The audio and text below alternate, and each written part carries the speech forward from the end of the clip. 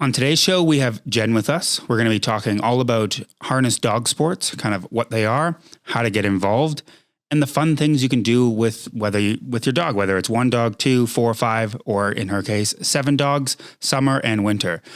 So let's get into it. Welcome to the Woofi Show, the ultimate dog lovers digest. Meet your hosts, Brian and Magda, 2 dog lovers ready to help you be the best dog parent, unravel the mysteries of canine behavior, and keep you updated on the latest trends in the dog world. This podcast has something for everyone. Get ready for heartwarming stories, expert advice, and a lot of laughs. So welcome to the show, Jenn. Hi guys, thanks for having me. Yeah, so good having you. So before we jump into today's topic of dog harness sports, why don't you start by telling us a little bit about your background and kind of what got you into this sport? Sounds good. I could probably go on about this for days. That's great. Right? Days. It's a podcast. Let's bring it down to hours. What's our timeline here? Seriously. I knew nothing about harness sports at all. When I first moved to Calgary, I got a super cute little miniature dachshund. Was my present to myself for moving out of mom and dad's farm. Yeah. And he was very cool, very game. And he was kind of the slippery slope that started me into agility. I dabbled in a bit of fly ball with him. That's awesome. Got me into super dogs. Yeah. Wow. And then all of those worlds are so tied together, like dog sports and everybody's kind of connected. So because of him, those floodgates open and I ended up meeting a pile of amazing people that are still in my life today. 2 of which were girls that grew up in Montreal. And it was winter. It was cold. It was snowy. Oh yeah, we've been to Montreal in winter. Right? It's horrible. And same here, right? Yeah. Our Calgary winters, I mean, lately they've been mild, but typically our winters are not great. So they said, let's go skijoring. Well, I had never heard, what even is this? Nope. And they essentially said, just come, you'll figure it out.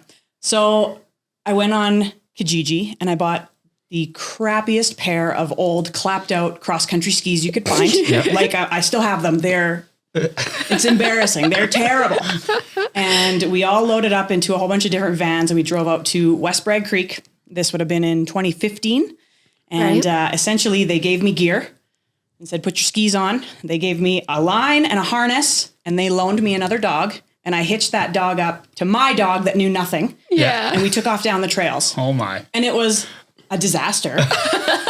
But it was the most fun I've ever had. Yeah. And then we started doing that. Basically, that winter, we started going every Wednesday during the day and every day on the weekends. Wow. And so ever since 2015, my life has now spiraled almost out of control down this mushing wormhole. Yeah. So that's kind of how I got started into it. It wasn't a pretty start. Yeah.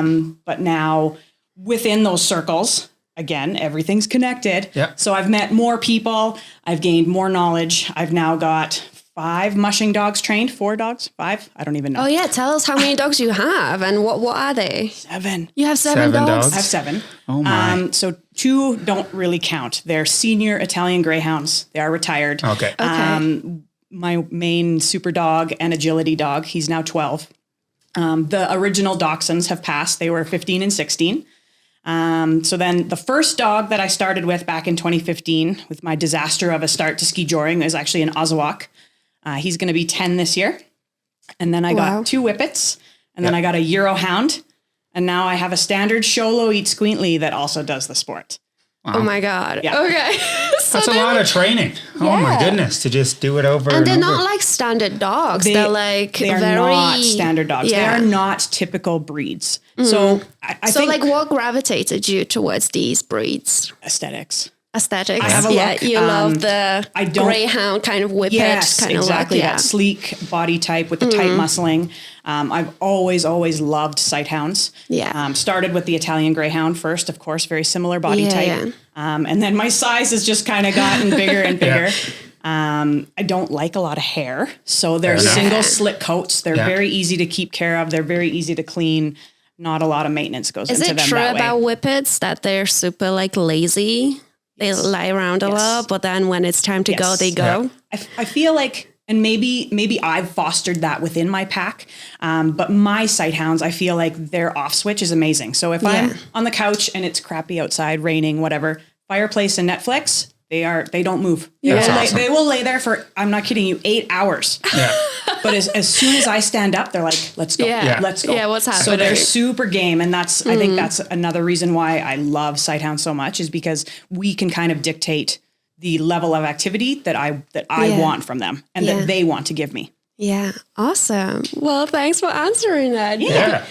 That's an interesting history, but it's like you said, it started off as a disaster, but I think every new dog owner doing dog sports is a disaster. I mean, even with Maple doing flyball, it took a year before we were ready to compete because she was just a nightmare. And now she's like, they're like, wow, she's so good. I'm like, did you not remember her a year ago when we started this? You know, and that's the one thing too that's so nice. Like, regardless of what your goals are for whatever dog sport, I feel like you put in the effort that you want to get the results that you want. Exactly. So right now, like, it's not winter. Well, I mean, it's kind of winter. We had snow in parts today. Yeah, in the mountains. Lots of snow snowed. Actually this weekend or this past week. So typically, like, for the summer months, not a lot of people do mushing, even though we can do dryland mushing because the heat can be a huge detriment to the dogs when they're working so hard. So right now we're kind of in like that lazy time of year. But I mean, we can still work on, this is now when I do my other stuff. I do my preparation for my shows. I do trick training. I work on my rally obedience. We do agility. We're in an agility competition this weekend coming up. So it's kind of a nice segue. Yeah. And then when the weather cools down, that's when we get back into our dryland training. Yeah. Yeah. Well, and that's good too, because a lot of people only do a lot of dog sports or hiking and all that just summer. And in winter, it's like my dog gains weight because we do nothing and all of that stuff. So it's good to let people know that there are sports, right? to do in the winter. Yeah. So I guess for people who don't know, what are harness sports exactly? What is mushing, that kind of stuff? Absolutely. So harness sports, obviously we've got a dog, we've got a harness. We're going to hook that dog either mono sport or team sports. And we are going to connect them to a conveyance or to the musher themselves. Okay. So you can do canny cross, which is when it would be your dog single to you yourself, and you are running like a banshee behind them. Yep. Yep. I wouldn't run if a bear was chasing me. Yep. That is not my sport. Nope. No, thank you. Yeah, no, I'm not a runner. A lot of people will start puppies and start harness training canny cross. Yeah. Just because it's a really good way to get good positive experience without losing control or worrying about crashing a bike behind your dog or any of that. So even though I don't run, it is a tool and I do use it. Yeah. Okay. So there's canny cross, there's bike joring, there is 2-dog scooter, 1-dog scooter, and then some of the big teams get up to a rig class, and there's a cart class in your dryland umbrella. And then as far as the snow stuff goes, so obviously we don't really run in winter. Yeah. So you would be doing your 1-dog or 2-dog ski jor. Yeah. 1-dog, 2-dog, 4-dog sprint sled. And that goes all the way up. You can have an unlimited class. Like I've seen photos of like 20 dogs hitched kind of thing. Typically, the more dogs you hitch, the further your distance is going to be for if you were competing on a race. Yeah. And for winter sports. And then that's pretty much it. Okay. Yeah, I think a lot of people know about like the sled dogs. What was that movie? Togo? And we watched that Disney movie. Yes, and Iron Will. Like there's tons so that's what of it is, them. like the distance, where you have that team of dogs. I mean, we did some of that in Finland, right? Like we went to Finland and we went to this farm basically where they had loads of huskies. Yeah. And we went on a so cold though. sled ride. It was like minus 30. It was terrible, but we were there. So that was really fun. And that was like 7 years ago or something. And we never actually anticipated that we're going to be on a podcast talking about that. It's so funny. Exactly. No, that's interesting that there's so many different things. Because again, a lot of people, when they think of that, they just think of sled dogs. You need to have 6, 7, 8 dogs, not these like solo things that a lot of people. And we only learned about it from Maple's brother. They do skijoring. They live in Northwest Yukon. Oh, cool. Yeah, they have a toller and they just do like single with them, but. Anyway. So would you say there are like any dog can do this, or is there like a specific type of dog that you need to have to participate in those sports? I would say any dog, like just like any dog sport, I feel like any dog can compete in any sport. Yeah. What it boils down to is your expectations as the trainer, owner, handler, and what your dog can physically do. So I have a Sholo Exqueetly. He's a standard size. He's large. Yeah. He has 0 hair. Yeah. I've seen him on he has no hair. Facebook. Yeah. So does he like to mush? Yes, he does. Do I dress him up and take him out in the winter? Yes, I do. Yeah. But do I make sure that it's not minus 40? Yeah. Absolutely. Yeah. Like you have to have some level of common sense, right?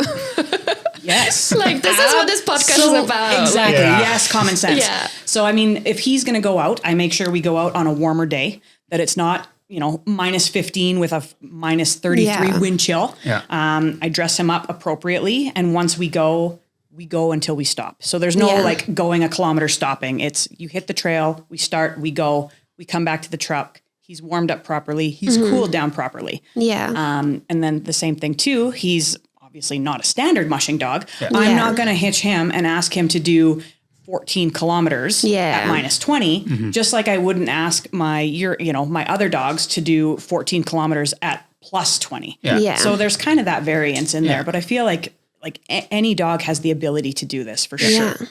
So I guess the next question is, what are the benefits of doing this sport for your dog and for the handler as well? I'm an adrenaline junkie. Yes. So like I can't. We saw your Facebook and we were actually pretty intimidated. I'm like, like, oh my God, like this one was crazy. a little bit crazy. Like in a But good it's the way. good crazy. Yeah, It's the good yeah. crazy. Exactly. I love the adrenaline of it. I really like the camaraderie with the circle. Yeah. We have a pretty tight knit local circle, and within that, it's grown so large. Like the provincial following now, the Western Canadian following, and all of the things that are tied into that have been really, really evolving in the last 2 years, I would say, are just huge. Benefits for the dogs. It's great to have a trained dog, and it's nice that they have a job. But when you see how much they love it, it truly crazy. fuels my fire. Yeah. It fuels my fire. My girlfriend says, you can't push a rope because let's be real. Mushing in general, I feel, has a bad rap, right? Why is that? I feel like a lot of the animal rights activists, whether they're local or far away or whatever, for whatever reason, the mushing community does tend to have a negative stigma with animal husbandry and how the dogs are forced to run and they run for hours and hours and miles and they don't get this, that, and the other thing, which of course, activists, we know that that's completely untrue. Yeah. Because you cannot push a rope. If your dog isn't going to go, They're not going gonna to go, yeah. Like, and I've had days where my dogs don't want to run. Yeah. And I mean, it's frustrating to only get maybe a kilometer from the truck and you have to turn around, but man, it's nicer to go home happy than to keep forcing that, you know what I mean? Like trying to make them go, or, it's not as if you're there with like, a whip and like whipping your dogs or anything like that, and right? it doesn't work like that. And seriously, try pushing a rope. What happens? Absolutely nothing. I think it's like that with all dog sports. Well, not a lot of them. As a lot of people are like, why are you forcing your dog to catch a frisbee? Why are you forcing your dog to race other dogs? That's too overstimulating. And it's like, have you seen, like, if you do these things with your dog, they are like more excited than you are being there. It's insane. Yes, 200%. I completely agree with that. But I understand what you're saying. That just extreme people. It's just yes, and they're going to be in every sport. Yeah, of course. Yeah. We've seen it with the horse, like the thoroughbred, the horse racing. Yeah. We've seen it with the greyhound stuff in the States. Like they're going to be in every gamut and every facet of everything in our world. And I think all that we can do as competitors, owners, handlers is know that our dogs are properly looked after. Like I don't lose sleep at night with any of the decisions that I make to either run my dog, train my dog, compete with my dog, my husbandry, my feeding program, my training regime, all of that. I don't lose sleep over it. Yeah. Yeah. If somebody else wants to, that's fine. Yeah. But at the end of the day, I know what I'm doing is appropriate and correct. That's the thing. Like, I think it's important for people like ourselves as well, like to talk about these things and actually tell people like, no, this is all misconception. Yeah. Like what you think this is, it's not what it is. Completely untrue. Yeah, exactly. It's so true. Like people that do dog sports with their dogs, they'll honestly like the type of people that will take care of that dog like nothing else. Yeah. Like this dog will have the best life ever. And this is what people, and they're so like, it's so good for them to have a job and have a sport and have that connection with us as well. Like as soon as you're a team as well. As soon as my guys see the gear and hear, like I have a bear bell. As soon as they hear the bell, game over. Oh, wow. It's insane. Like they go crazy. They love it. And that's part of my fueling factor as well. I'm also a tad competitive. So that's I think you have to also a be. feeling factor. I didn't think I was until we started competing in dog sports, and now I'm Yeah. like, and I'm not like, if we don't do well, I don't get mad, but it's No. just like We you're try learning. to do it You're for learning. fun, but yeah, there is that streak, right? You, of and you want to do competitiveness. better, and you Yeah. want that personal best, and you want just to general success. And I feel like that's something that's important too, is being realistic with your goals, realistic with your training, and realistic on what's capable at this moment and what's going to be capable for you in the future. Yeah. Yeah. So for someone that's like looking to get into harness, dog sports and harness sports, what are some things you can kind of let them know, or some advice for someone Absolutely. like looking on how to get started? Absolutely. So do better than I did when I first started. So what should we not do, I guess? Right. One thing that I do really like about harness sports is I feel like your overall investment to even just get started, and whether it is something that's going to take off for you and you're going to love it and really get into it or not, I feel like the overall cost to get going is fairly low. Yeah. So like what do you need? Like, for example, a proper fitting harness made for mushing. Okay. About $45. Okay. Not bad. Yeah. And then that's really all you need to get started is an appropriate fitting harness for your dog. The rest of it you can kind of make do with until you're like, until you know that, this is for me. I want to do this. I want to do this. When I first started, I borrowed a line. It was worn out. So what we like for monosports, for any sports, is the line. I'll show you. I've got some gear here. Yeah. A bungee line. Yeah. So that it kind of takes some of that shock off when your dog hits the harness. Yeah. You've got that little bit of that nice kind of give instead of a hard hit. For the first little while, until your dog knows to hit the harness hard and go forward, you can use a leash. It's okay. If it's a long leash, that doesn't matter. It's all good. If you don't have money for a proper canicross style or ski joring belt, you can use a leash around your waist. Like it really doesn't matter. Once you get going and you're comfortable with it, then of course you're going to want to upgrade your gear. That's just human nature. Yeah. We want With new any stuff. We want sport or activity you do. Yeah. shiny, right? Yeah. Like, do I need 200 booties? No, I don't. But here's my backpack of booties. Look how you looked at me when she said that. Like, that's my, okay, fine. I know I have She's that problem. constantly always like looking at buying new stuff, and it's and like, I oh my want God, the do you best really and- need it? Like, come on. Like, we're not even sure if we're going to do this forever, but he's like, no. We are. We are. Yeah. One thing too, I feel like because the harness sport community has grown so large in the province in the last little while, resale value on that stuff is huge. Yeah. There are always people in search of, hey, looking for this, looking for that. Does anybody have this? Yeah. So if you got into it, you spent your money on your harness, you got a bungee line, you got a nice belt or whatever, and you're like, you know what? This really isn't for me. I don't enjoy it. My dog doesn't really love it. Yeah. You will sell it tomorrow without even a blink of an eye. Yeah. Wow. Everybody is looking for gear. Yeah, there's demand for it. Yeah, wow. there is for sure. There's a business idea right there. Exactly. So like you need do you need a bike and stuff like that as well if you decide to do Absolutely. the whole So bike thing? as far as bike joring goes, I have a Kona Fire Mountain, just a regular mountain bike. Yeah. A lot of people do like a soft tail. I ride with a hard tail, but I mean, really, whatever. What do I these know. things Oh, mean? okay. I know what that means. Hardtail would be no rear suspension as Okay. opposed to having rear suspension. Right. Our you get- bikes are hardtail, just to let you know. Okay, cool. So you're There you set. go. Yeah. I have a bike. Suspension actually will scrub a little bit of speed off your dog. Yeah. When you are in a competition type scenario. Okay. It's a nicer ride for you for sure. But any mountain bike will work. I have a mountain bike. I have a fat bike as well, which I Fat use, and tire I call it the pontoon because it's not a fancy fat bike. Let me tell you, it's a Canadian Tire special. All right. But it gets the job done when trail conditions aren't conducive to either ski or sled, and not conducive to mountain biking as well. So the fat bike is useful. And then the mushing scooters are pretty cool. Yeah. So it's like the scooters that the little kids ride around the neighborhood, Oh, yeah. but huge. So I think I've seen a picture of it. Yeah. they're really cool. It's crazy like what you can do with this It doesn't sport, matter right? the weather. Like you just said, you have something like the fat bike is for, it's not quite good enough for snow. It's not quite good enough for like regular mountain bikes. So we got that. There's no excuses other than the extreme cold and the extreme heat. Yes. But Yeah. I like that. There's no excuses about you can't blame conditions. Well, and that's one of the things, actually, we were just talking about it in one of our groups. is that even though the weather is inclement, if you are at a competition, they're not going to cancel because it's raining. Yeah. Yeah. So go out and practice in the rain, because how crappy is it when you get to a race and your dogs are like, oh, I'm what's melting. Or this? I'm Yeah. like, oh, I'm melting. Well, you don't have that option. So really, as long as it's safe, you can and you should train in all conditions, which also kind of forces myself, my crew to get off the couch and go do something, even though maybe we don't want to. It makes me more accountable for that training. Yeah.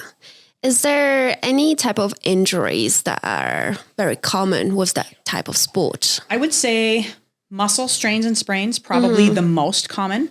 That's likely due to maybe the harness not fitting 100% correct, or maybe doing too much too soon with a dog that isn't quite in the proper condition. Feet also, if we're running on hard gravel, you can rip paw pads pretty easily. Or if you were in wet conditions and then you went onto hard gravel, asphalt is terrible. Please do not ever do harness sports on asphalt. That's really hard on joints, bones, paw pads, all of that stuff. Yeah. Okay. Awesome. So is there a way of like preventing all these injuries, like the paw pads and things? Absolutely. Like, is there something you do beforehand to kind of prevent all of these things from happening? Absolutely. we've got a pile of different style of booties that you can wear if your dogs will wear booties. Mushing booties they're not meant to last forever. They are meant to be disposable. Yeah. So there's a couple different weights of fabric that you can use for those, as well as different paw bombs. So Musher's Secret is a good one. Yeah. Or good old actually like Desitin, like zinc oxide baby cream is really great as well. Okay. And yet on the heels, like the bulbs of the feet and in between the toes, and that will just kind of help to prevent the snowballs and can help to prevent injuries with that stuff as well. Yeah. And I guess another question. These questions were not planned, by the way. I'm just like coming up with all these things. No, it's good. It's good. Where are we at? What's going on? How do you properly warm up your dog before starting your training, right? Absolutely. My guys, I'd like to start with a nice long leash walk up and down, depending on where we're at, up and down the parking lot a few times, a couple down and backs, out to potty, back to the truck, over to potty again, back to the truck. A lot of mushers, a lot of people that I run with will do like a soup. So basically like a raw food with a lot of water. They will soup their dogs before a run. I tend to soup after a run. Okay. My one male actually gets exertional rhabdomyolysis, which has been great. Not great. So his warm up is substantially more important than any of my other dogs. For the most part, when we roll up and I pop my hatch and they know we're mushing, as soon as that hatch opens, they're warm because they go crazy. Yeah, it's the adrenaline, right? Exactly. But nice long leash walking down and back is super important. Yeah. Typically, by the time I get to where we're hitched or where we're going to be snubbed off to go, they're pretty much warm by the time we get there. Okay. Yeah, that's great. So long walk before any sport. Yeah. Healing. There's no way my dog would do like a nice heel in a harness. Really? Oh God, no. There's no way. Yeah. They just like want to go. You don't. In a sense, And you don't I'm not want going to them ask them to do that. That's But not what you want. whatever kind of a warm-up procedure, like I'm sure you guys would warm up before fly ball. Yeah. So whatever that may be, that's probably going to be just as appropriate for a harness run as well. It's like everything, like we do dock diving as well. And you don't just right out of the car, jump off the dock, go swimming. Let's walk around for a little bit. Yeah, Get the muscles that going. would be dangerous. Yeah. A little bit of trotting, a little bit of walking. Little jumps kind of here and there. Yeah. Exactly. Yeah, but a lot of people don't know about it, right? They just kind of think like you strap your dog to a harness and that's it, you go. And it's like, no, like these things are important, right? They are important. Like you don't want to hurt your dog. We care about dogs. Exactly. So I know you have some of the equipment with you. I did bring some samples. Yes, some. There's a lot, but that's fine. I left all of it in the truck. This is all I could carry. So let's show us a little bit and like kind of tell us what it's for. Maybe let's start with like the most basic things. Okay, this is definitely not the most basic, but this, if you were going to get into ski joring or canicross, we tie the dogs off to us. Yes. So this is a very nice double traction belt. It is made by Nahak. They are in Quebec. So it goes around your waist. It kind of looks like a harness, but for you, right? Kind of looks like a diaper. Yeah. And No, it that's does, true. it kind of feels like one a little Yeah. bit. So it sits nice and low on your hips. And the reason that it's low on your hips is because that's where we want our pull point from. So it's not hurting your lower back. Yeah. Okay. So we don't really want it around our waist. We want it kind of more at that pelvic or right at the hip area. So around the waist, and then these come up under your legs. That's why it's called a dual traction. Yeah. So Yeah. it's almost like a rock climbing belt in Yeah, a that's way. what I was going to Yeah. Yeah. compare it to. And then the dog ties off on this. Okay. So this, I feel like these are around $100 for this style, Okay. but there are some that are much more basic. I'm to the point now where I wanted something that was a little more proper, but Well, yeah. for the first 7-8 years that I ski jored and did harness sports, I used a hand-me-down rock climbing belt, Yeah. Oh, okay, yeah. and it worked just fine. Yeah. Yeah. Okay, awesome.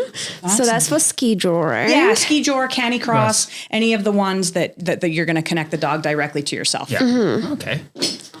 Oh, yeah. You want one of those? Yeah. I mean, Put it on the list.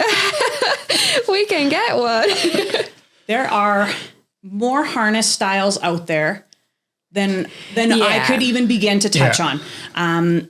I am using a standard X-back style mushing harness. That's That what looks I've. nothing like what I was expecting it to look like. Oh, so really? you were right when you said make sure you use a harness meant for this, not Yeah. your typical walking harness. When you pulled that Yes. out, I was like, what is that? Yeah. Yeah. Yeah. That's crazy. I'm glad we have this is on. If you're listening to this, go watch the video on YouTube so Yeah. you can see this thing. Right. So there are a pile of different makers. There are a pile of different styles. I find that these X-back styles work great for my breeds. I'm Yeah. using primarily my Eurohound and my Whippets. Yeah. Because the Whippets are curvy, my Eurohound's a little curvy. I really like how these fit. So they kind of go in there and then the head comes out that way. So these traces, you kind of want them in line, like under the rib cage, Yeah. and then up that final, that Wow. last kind of rib. Yeah. If it's too long, it's not going to put pressure in the right place. If it's too short, it's going to put pressure in the wrong place. Yeah. So fitment is important as well. This is a collared style X-back. So this maker, she's actually here in Alberta, and she does these collared styles. And what that does is this just kind of moves this X back, literally X back, slightly off of the dog's wither for those longer bodied hounds and a hound style harness. Whereas say for Maple, she probably wouldn't necessarily need this, and Yeah. your X would start right off of her, right off the back of her neck. Yeah. Yeah. Yeah. So So where does it hook up to for like say the tether or the like right on the back there or that? So this is where elasticy you are part? going to tie to. Okay. So that's where we would Really? connect Just that- our that's line. it? That's it? It's just that simple. Wow. Does it not break? Not so far. Yeah, Not it's not good. supposed to. I have not experienced that. I It's mean, I'm just sure. it's such a small part, right? it Like is. in my mind, I'm just thinking That's like, why oh, it's I so was easy shocked to about this thing of break, how yeah. like basic it is. Yeah. Which is awesome. But So, and then my bell's going to be loud. So this is a single dog line that I have. So this is Jingle Yeah, bells. right. This is referred to as a tug line. yeah. Yeah. So this is what is actually going to connect to the harness of the dog. Okay. So that's your tug line. And Yeah. then your tug line connects to your bungee. Yeah. wow. And this okay. bungee would tie off onto that belt that I showed you. Yeah. Yeah. And then So how yeah. long Maple's is like, this? what's that bell? oh yay, fun. So 2 meters flat is the maximum of what you would want it to be. Yeah. If you were racing, if you're just playing, just having fun, it can be as long or as short as you need it to be for you and your dog to be successful. Yeah. But when you get up into competition, there are actually rules on the length of a single Yeah. dog or Yeah. a 2-dog line. So there's my single dog line. Now, if I wanted to go bike joring or ski joring or whatever with 2 dogs, I would just add another of these, my tug line, to the tip of my bungee here. So then my dogs would be in a kind of like a okay. fan formation. Yeah. Yeah. Awesome. That's very nice and bright. And like, what's the purpose of the bell? The bell is just kind of a courtesy so that say if we're out in Bragg Creek Yeah. and there Oh, are people wow, hiking yeah. in front of Yeah, us yeah. or trail users in front of us, They can hear you something coming. coming. Yeah. Yeah. And you see a then dog running at you. You're like, what's exactly going on? right. And then we Yeah. always say like anytime we're using the trails, coming up with a dog team on your left, right?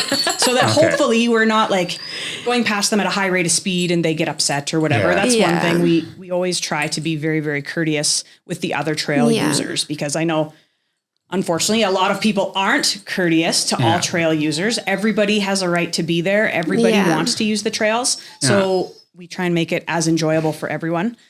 One thing too, we also, my training group that I run with, we don't go on a Saturday morning at 10:30 when everybody, the whole city of Calgary is using the trails at Bragg Creek with their pets off leash and their Starbucks coffee, hanging out for a great, right? You know what I mean? Like we also choose to go, like we're out there and we're on the trails and back to the trucks with our teams worked by 8:45. Oh, awesome. So we're in and out. Never mind, that's too early for me. It's I don't want to do this. Trust me, I complain. I complain every time. I complain. But it's fine. It's the same when we do any sport. You always got to be there really early in the morning. I hate it. But then it's so much fun. It is. And it's so worth it. And you get out and you're like, that was awesome. And we didn't have to pass anybody. There were no off-leash dogs. Like we had the trail all to ourselves, and it makes it worthwhile. So we either go very, very early in the morning or we'll do evening runs as well, just so that the trails aren't during their peak busy times. Yeah. Cool. If there were 2 dogs on my setup,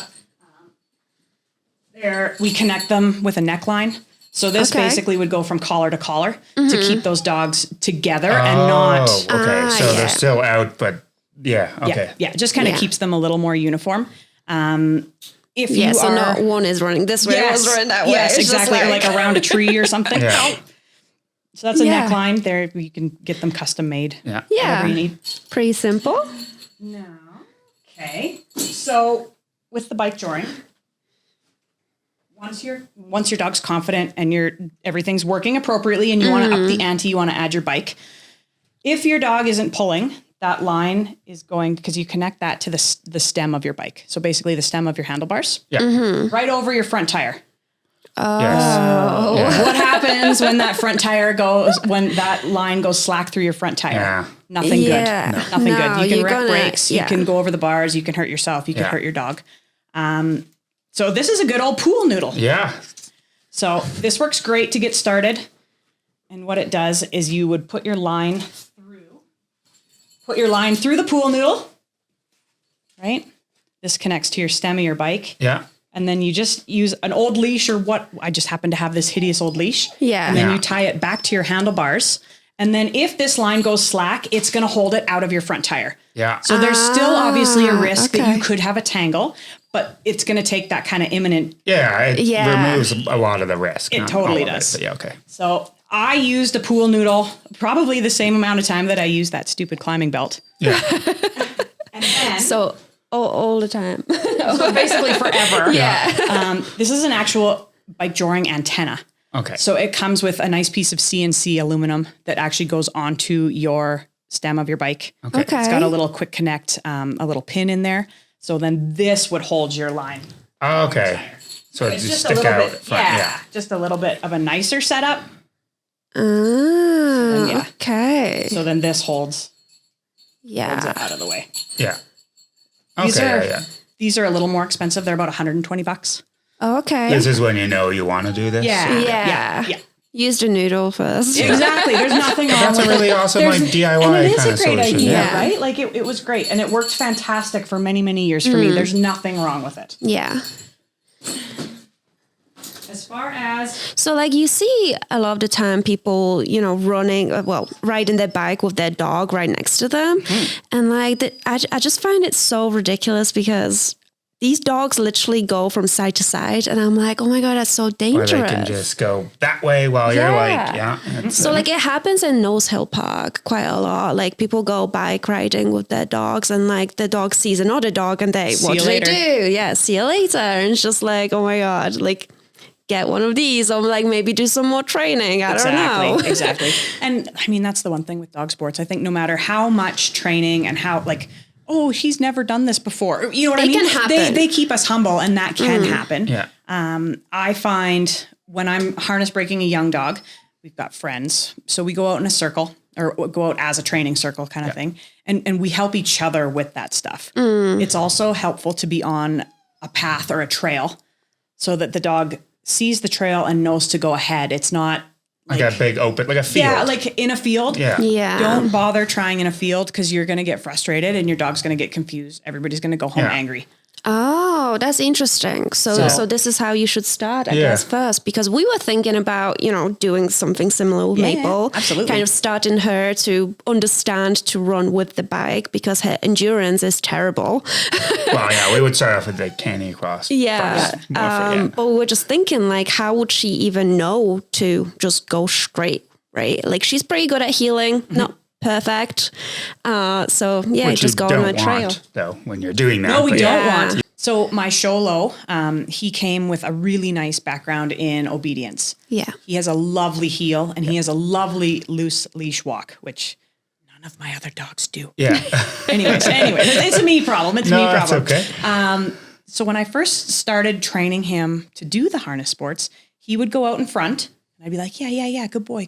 Yeah. And he'd feel that pressure of the harness and think it was a correction. And he'd be like, oh shit, I'm sorry. And he'd come right back to heel position. And I'm like, oh, buddy, you're so true. You're right. Yeah. But it's all good, friend. So I really had to kind of unorthodox train him to go out forward to know that harness pressure was okay and not a correction from me. Yeah. So the way that I did that is I kind of just set him up and took him out with friends and gave him something to kind of forward focus on a little bit. Yeah. So you don't typically want to go out with buddies and like teach your dog to chase someone else. Yeah. Because then if you go out by yourself and you don't have someone to chase, you're not going. Yeah. But I knew he would figure it out. And he just needed to get over that. I guess he was just so concerned that he was doing something wrong. Yeah. So we went out with a friend and she went out ahead and was like, come on, Cruz, let's go. And she was looking back and calling him. Yeah. And I'm like, go buddy. And he's like, oh, this is all. Yeah, this because is I guess it? you This is can't it? reward your dog. Yeah, because you always reward your dog when they're in their heel, but you can't reward them when they're out in when front it's of you. that far, all you can do is just shout praise, right? But sometimes when a dog hears the praise, they're like, okay, like I'll go back into the heel, and it's like, no. exactly. And that's, I think as a handler, musher, driver, whatever, that's one of the things that I'm trying to do better. My mentor always tells me to shut up. Stop talking to them. They know that they're doing their job. Oh, yeah. And I'm like, but I like to chat. She's like, stop chattering. I can hear you from kilometers away. Oh, there's Jenn. But you just get really excited. Well, You're like, yeah. And I do, like, it's probably embarrassing. I mute all my GoPro videos because all I do is like, yeah, good dog, let's go. Like, I do the chatter the same. whole Yeah. time. So there's a fine line to kind of offering that reward, offering that praise, and then giving them instruction, and then just shutting up and enjoying the ride. Yeah. Which is, it's hard for me. I'm a chatter. Yeah.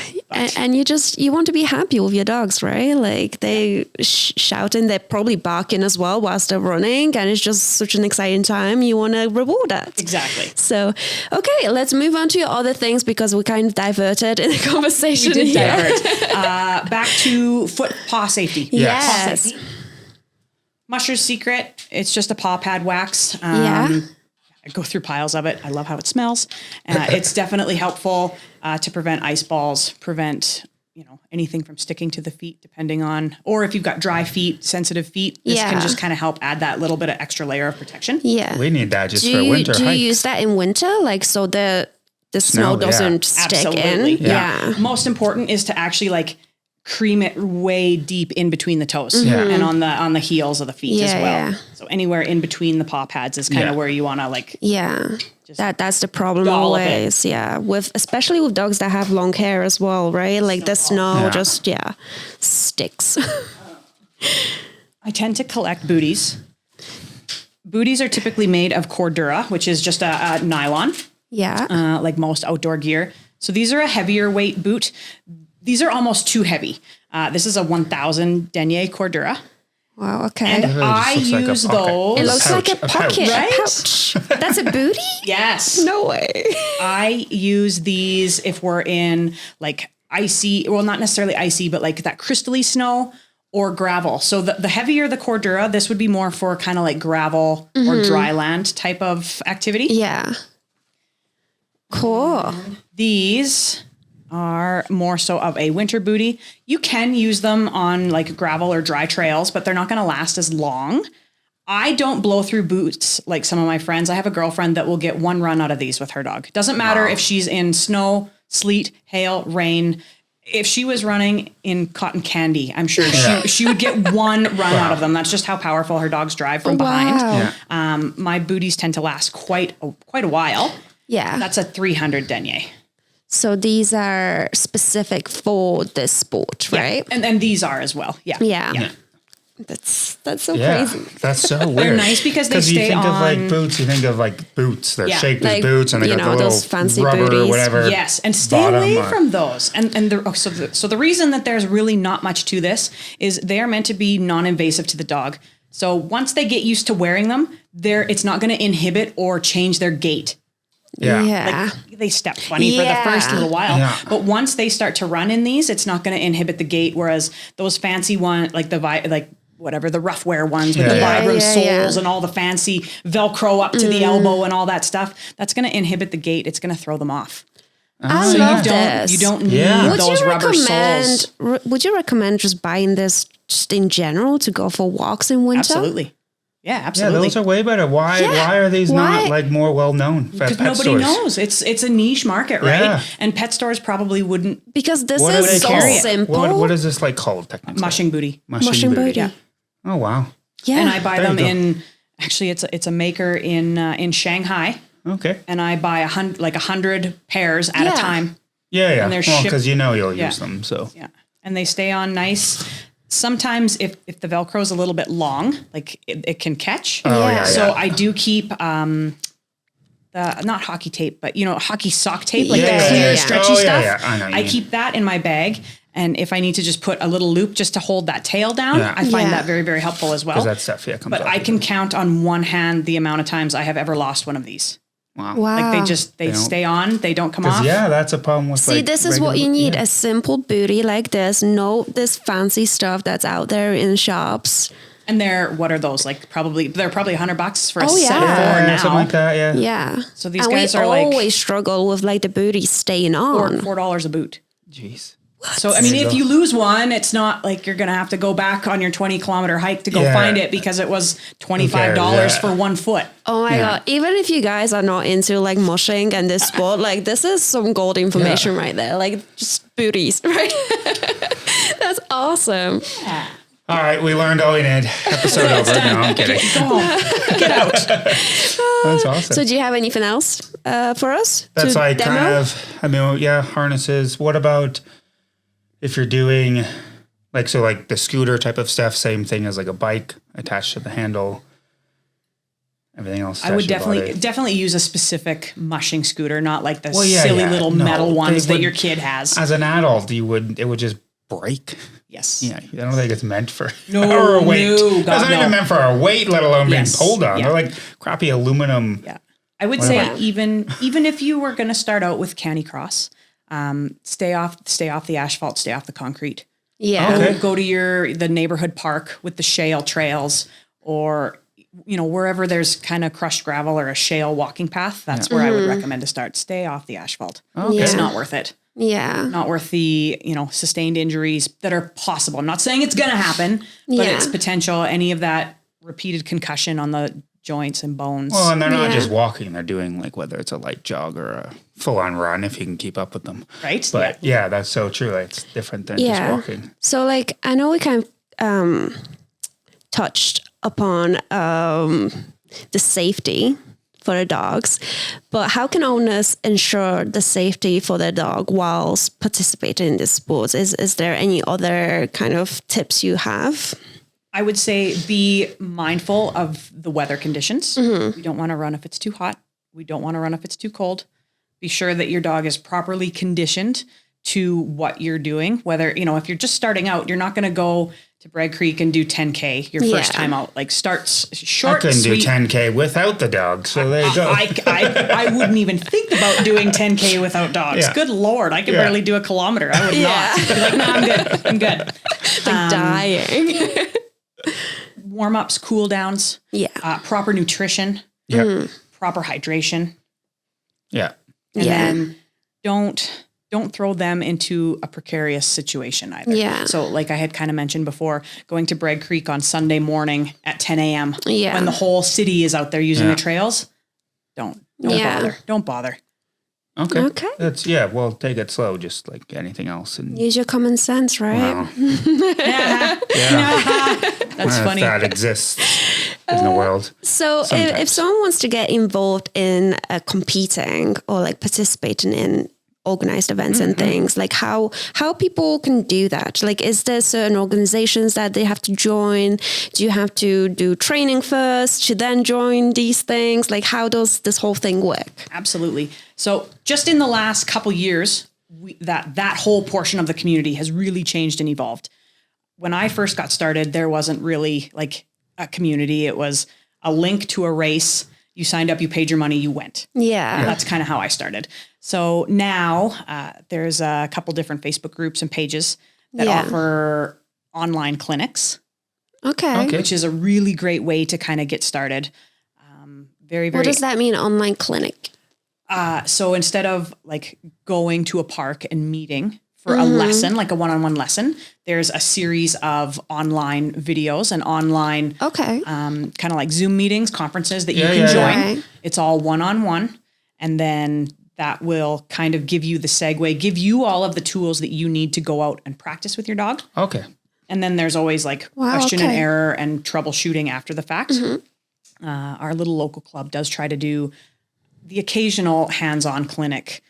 Usually we do one in the winter, one in the fall kind of thing. We might do one here midsummer. I mean, if the weather stays as crappy and cool as it is, then there's no reason why we couldn't be doing one right now. Yeah. So that's really important, and that's very, very helpful. The races now, everything's posted online. There was we just started under CADS, so the Canadian Association of Harness Dog Sports. They're kind of our parent club within the country, obviously. Yeah. Under that parent club, each region has their own regional organization. Okay. Right. So for Alberta, ours is the Alberta Association of Harness Dog Sports. And what we have done, it's actually myself and 3 other women on the board right now. We have gone through, we've created bylaws, and we've created standardized rules and regulations for participants, for animal husbandry, and for event hosts. So with having all of that available now, it's really it's going to solidify how races are ran and how everything is, I guess, monitored as far as safety goes from when you show up and you open your hatch and you get ready to when you run your race. There's like a structure to it, Like right? streamlined. Yeah. Yes, streamlined. Yeah. And there's race marshals on site. And if there's any questions, we're actually going to try and push in the next year to 2 years to having mandatory vet checks and having a veterinarian on staff at a race event. Of course, we've got piles of people in the medical field, the veterinary field that are there, but to actually have like a vetting station for canine participants before they hit the race. Well, it's just like after they hit the race. when just to make humans sure, do right? races, they have like That a you medical are assistance. healthy and well to run this race, right? And then make sure that nothing happened during that. Yeah, that's awesome. One thing that was really neat that the Alberta Association did, which didn't really exist before, and I don't think it exists in other provinces, we've broken the competition as a whole into kind of 2 halves. So there's like your competitive class, which is you've done this before. Your dogs know what they're doing. Yeah. You're pretty competitive. I don't want to say you're here to win, but you're here with expectations and goals. Yeah. And then we broke that off and we created a non-competitive division. Okay. So the So rules, like an amateur. Yeah. Like open Yes. division. I think Fireball has the Exactly. same. They have like their Yeah. and it's been really, regular and really open. well received. Typically we do, if possible, the trail's slightly less. So instead of a standardized kind of 5 kilometer trail, it's usually 2.5 to 3. Yeah. You don't have to run with a neckline. If you're running 2 dogs, you can apply for a neckline exemption. And it's just a little bit more, I guess, more inclusive so that you can show up. You can have a good experience without the pressure of like, oh my God, I'm at a race. This is going to be crazy. That's a big thing in Yeah. dog sports. It's very intimidating and hard to get into because you have people who've been doing it for years and everyone, like you said, are competitive. And I'm not saying people aren't helpful, but it's like, I don't know how to get involved. And this this was too much. Like, why has no one come to talk to me? What do I do? Where do I go? Kind of thing. So that's really good. So actually. that's good that there are people really like yourself. well received, and we're doing it with the dryland classes as well as the winter classes as well. Typically at a winter event, you would not be allowed to use a kick sled. Which are I'm sure you've seen them, the little kick sleds kind of thing. Yeah. But we allow those in our competitive our developmental class because, the weekend warrior who's got one dog that likes to play around on the weekend because the dog loves it, they're not going to go out and spend $3,000 to $5,000 on a sprint sled. Yeah, exactly. So why would we dictate to the province that you have to have this equipment to do, you know what I mean? Like they're just not at that level. You don't and want why, the barrier to entry to be like super high. well, and why should we force them? Yeah. We don't need to force them to do that. Yeah. Use the equipment you've got. And you know what? If you love it and you want to upgrade because you want to be in the competitive class next year, or I'm going to get another dog or whatever, then it kind of gives you that stepping stone. Yeah. So it's been really well received. The classes have been huge. And I think overall very successful. Yeah. So on the topic of like events and competitions, how does it work? Like if you want to compete, like, is it just like we have winners? Are there points? Are there titles? Are there, like other, all the sports. How is it recognized? Absolutely. What do we compete for? Right. Yes. So the one thing that we were not able to do with the developmental class, we can give you your time. So it's time. So you leave the start, the timer start. You leave the start line, the timer starts. You do your trail, you come back. You get your time. Yeah. As a non-competitive developmental class, we can give you your time, but we cannot rank you or give prizes. Okay. So it would just be your time. You got your time. Like Thanks a time for coming. Trial. Like, let's see how you do. Do you like it? Okay. Yes, exactly. If the host wanted to, maybe have like an NQ draw or, you know what I mean? Something like that so that you got a little something. Like a participation award. And we typically do that at our events, that everybody's name goes in the hat. So everybody leaves with something regardless of what class they were in. Typically, races are 2 days, so it's a 2-day combined total. So if you have a smoking fast day on day one, and then day two, maybe you had a tangle and your time was slightly longer, whatever the case may be, you still may be able to finish in the top overall because the other person was slower generally, it's your combined total over 2 days. Okay. And then for like so then for the actual competitive, how does that work other than you get time? So is it based on like, first place, second place, third place, that kind of stuff? Yeah. Okay. I really like ribbons. Oh, I love ribbons. Really like medals. Started our walk. We've actually just recently started our walk. I'm so addicted to ribbons. Yeah. I think I have every ribbon I've ever won ever. Like I have boxes, and it's embarrassing. Boxes and boxes. Yeah. It's not embarrassing. It's actually kind of cool. It's fine. Yeah. We want more. Our wall's kind of empty. It's a thing, right? Yeah. It's totally a thing. We only just started. Well, we don't put like some of that. We only pick like the best ones of each like sport, not every single ribbon, but yeah. Yeah. I love ribbons. So our last couple events that we've hosted, it's like, I'm getting ribbons. So I've started adding ribbons to our, and we have cute little podiums and I've done medals at a couple. So but people like that. And that's what I've learned. They do. We've like been to that. events where they don't do that. And it's like, okay, it's cool. We still got our points. It's just we still anticlimactic, I feel. But like getting you want something. That little ribbon that you can put on your wall. Yeah. That's okay. It means that's something. Awesome. It's super important to me. We always try and do prizes, whether, a fuel card. Thanks for coming. Yeah. We've got some really, really great local dog food companies. They always donate, whether it's, a couple bags of food or a box of raw food or whatever the case may be, so that every participant is leaving with something. Yeah. Yeah. That's nice. It just sounds like such a tight-knit community, right? It's pretty cool. That's awesome. Even the bad days, there aren't really bad days. Yeah. There aren't. It's so much fun. It's just everyone has the same passion. That's what it's all about. And that's what we've learned about dog sports is, if you're passionate about it, you're just there as a team. Even if they're your competitors, you're still just a team kind of enjoying it together. So. Yeah, it's super fun. I love it. So if you just have one dog, but you really want to do it with multiple dogs, can you just borrow someone else's dogs? Or do you have to have all of these dogs yourself? In a perfect world, I feel like we would all have all of our own dogs and enough to do every sport. I've had to borrow here and there. Yeah. Last year for the dryland season, my male whippet had a torn muscle. So he was laid off basically all summer and all fall. I took my took a long time to rehab him appropriately because it was longevity quality over quantity for me. So I benched him, and I was lucky enough to be able to borrow a dog from my mushing mentor, my mushing kennel in the Camrose area. Yep. Yeah. She was able to outfit me with a very similar style hound, and we hitched them up. I didn't even practice with her. I was at a race and we just hitched them together, and it worked phenomenally because both dogs knew their job. Yeah. That's awesome. Okay. So would you recommend any like resources in terms of books or experts or maybe websites if someone wants to learn more about this sport?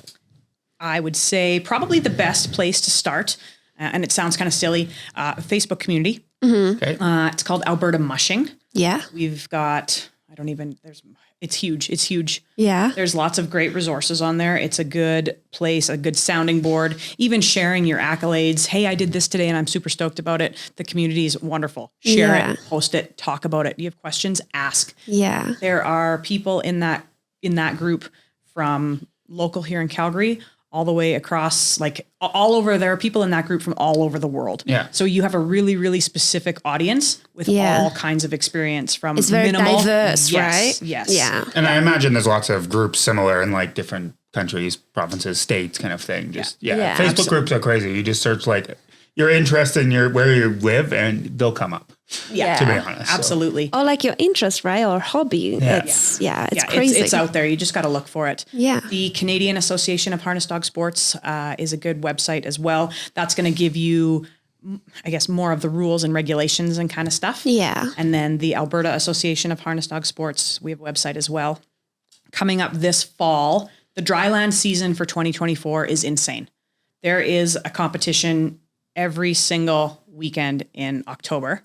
Wow. Starting with Canadian Nationals, the Canadian National Championship, which hasn't happened since pre-COVID. So the last one was in October of 2019. And it's, for the most part, it's always been held out east. So it's usually in Quebec, in Bristol, Quebec. Yeah. Yeah. And COVID happened, this, that, and the other thing. And it just hasn't come to fruition. So this year, we're hosting it here. When is this in October? First weekend of October. Wow. So We're if gonna someone's come watch. interested, And can it's you going to come be and in watch? Sundry. Please come. Yeah. Yeah. I want to just go watch. There will be a pile of information coming out in the coming months.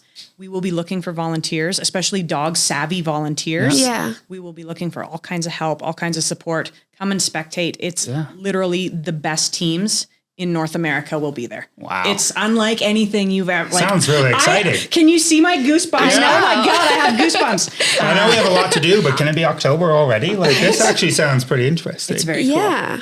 That'll be a great event. Then the following weekend, our local event that Mush for Fun hosts just out in De Winton. So super close to Calgary. Yeah. It's that one.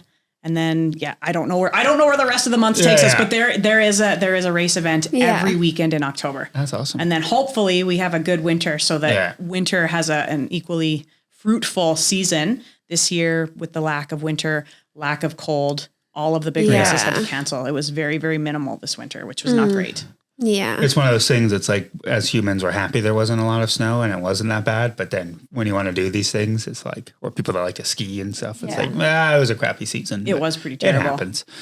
So where do you see, obviously, like, so things are happening now, especially like you said, since COVID and all of that. Where do you see like the future of the harness sports?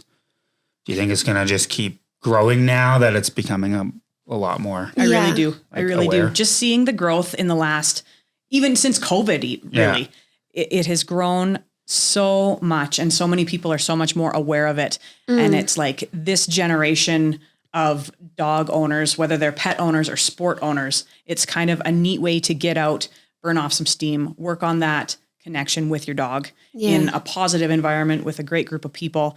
And you don't need thousands and thousands of dollars of gear to do it. Yeah.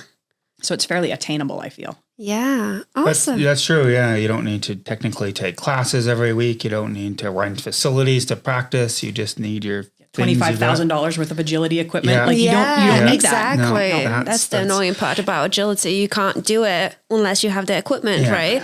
But like with this, you can just get your little harness. And it's like you said, there's a lot of people that are, having or getting dogs more than kids, let's just say. But they want to do these things. I mean, even as we've started this podcast and talked to people as we've been doing dog sports, they're like, oh, well, what is that? And, and we talk about it, right? And we can just see like the interest sparking up. Like, oh, I think my dog will enjoy it. Well, then go and try it. Exactly. Go do it. Yeah. I don't know that I know a dog that has hated it. Like, helping out with our little local community, doing the clinics, doing the one-on-one, doing all that kind of stuff, going to local events. I don't know. There may be dogs that aren't quite, like they don't quite have the light bulb yet. Yeah. But I have not seen a dog hate it. Yeah. Ever. Whatever sport that might be, to be honest, right? it's like that with any sport. It's insane how much dogs love it. And I think once people realize that. Because it gives them purpose. It gives them something to do. Like dogs are not meant to sit at home all day and do nothing. A job. Yeah. And they want to be with you doing things. Exactly. Yeah. That's awesome. Okay. So is there any final piece of advice that you would give for our listeners here today about harness dog sports? No question is a stupid question. Yes. Don't be embarrassed. Don't just ask, because I guarantee you there's somebody out there that's wondering the same thing. Yeah. We've asked some pretty stupid questions already on this episode. Oh, yeah. Just like, what are these? This is a pocket. What do you mean it's a booty? No question is stupid. Yeah. The resources are exponential, especially like even just in our province. Mm-hmm. The amount of talent and the amount of lifetime mushers that are out there. They've been there. They've done it. They are a wealth of knowledge. Use them. Yeah. They want to share that with you too. That's one thing with the sport. It's, at an event, you might be in your race mode. I'm getting ready for it. I got to run in 10. I can't chat now. Give me a minute. Like I've never once been shunned or not gotten what I needed from someone else because of that. The community is so tight knit and just so welcoming that even though we might be busy, we're always going to come back and help you and get you what you need. Yeah. Yeah. That's awesome. That's true. So it's good for you. It's good for your dog, right? It's just awesome. Yeah. I know. Nothing Why is would you better choose than not more to do it? fresh air and exercise. Like, come on. Oh, it's lovely. Yeah. They love it. And then you get home after a run and everybody's just spent and happy. Yeah. Like, it's actually a good feeling. Like you're like the good exhaustion. Like I'm so exhausted, but like that was a great day. Exactly. Yeah. So so I guess that's kind of it for this. Where can the audience find more about you or follow you or learn about what you do? So the Facebook community, Alberta Mushing, would probably be the best resource. Mm-hmm. I'm on socials as well, Instagram and Facebook. My kennel page is Solstice Kennels and Dog Sports. I post all of our adventures there. Feel free to give us a follow. I would love it. I'll follow you back. And if you have any questions, message me. No question is stupid. Yeah. If you need anything, resources, where to buy gear. Hey, I want a scooter. Well, guess what? I can tell you where to get that stuff. I can help you. And I'm more than happy to share and speak and discuss. Yeah. That's amazing. Awesome. Well, thank you so much for coming here today. Yes. It was so nice talking to you. It was great. I love it. Thanks for having me, guys. This was awesome. Yeah, my brain is firing on another thing now we got to do, but now you need more time. That's okay. Yeah. Well, that's it for today. Awesome. Thanks, guys. Thanks. Thank you. So that's it for today, guys. I hope you enjoyed this episode and have learned a lot. We for sure have. Oh, yeah, for sure. And we also want to thank Jenn for being here and educating us about all aspects of things, not even just the harness sports, but the booties. Like that was crazy. Definitely check those out. I mean, even if you don't want to do harness dog sports, go check out the booties she was talking about, or just search harness harness booties, mushing booties. That's what they were called. Not harness booties. I don't know. Sorry, harness dog sports, mushing, same thing. But yeah, that was a great episode. Takeaway for me is I want to do it. I want to do it, I mean, there's no reason not to do it. Or give it a try at least. Or give it a try. Maybe your dog will love it. They probably will. Maybe they will hate it. But at least you tried it.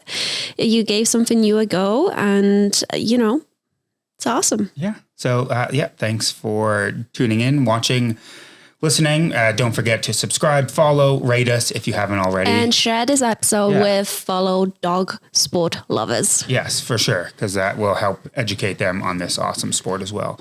So, that's it. We'll see you in the next one. Bye for now.